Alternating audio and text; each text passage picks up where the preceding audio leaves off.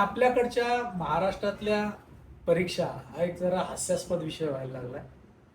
गंभीर विषय आहे, पण यंत्रणा ज्या पद्धतीने ते हँडल करते ते खूप चिंताजनक आहे. आणि त्यांची उत्तरही हास्यास्पद आहेत, की हे असं असतं, ते तसं असतं. तुम्ही पेपर सेट करता, तुम्ही पेपर विद्यार्थ्यांना देता, विद्यार्थ्यांनी ते सोडवायचे आणि त्या पद्धतीने त्यांना मार्क दिले पाहिजे.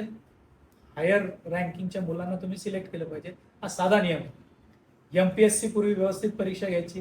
हे आत्ताच काय झालं की प्रत्येक पेपर फुटायला लागला. राज्यात तुकाराम मुंडे साहेब हे कमिशनर आहेत फूड अँड ड्रग्सचे.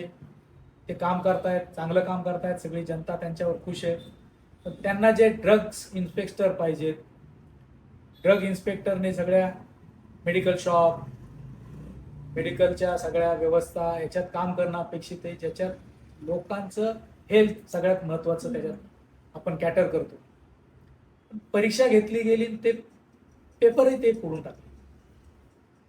आम्हाला तर अशी माहिती मिळाली की ज्यांनी पैसे दिले त्यांना ते पेपर मिळाले. तलाठी परीक्षेचं तसंच, ज्यांनी 15 लाख रुपये दिले, 12 लाख रुपये दिले, ते लोक परीक्षेला बसो, काही पेपर लिहो, ते सिलेक्ट झाले आणि त्यांना नोकऱ्या लागल्या.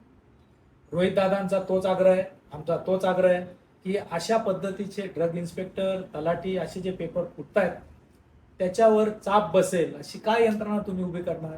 विद्यार्थ्यांचं भवितव्य जे तुमचा आता खेळ होतोय ते कसं रोखणार, हा सगळ्यात महत्त्वाचा मुद्दा आहे.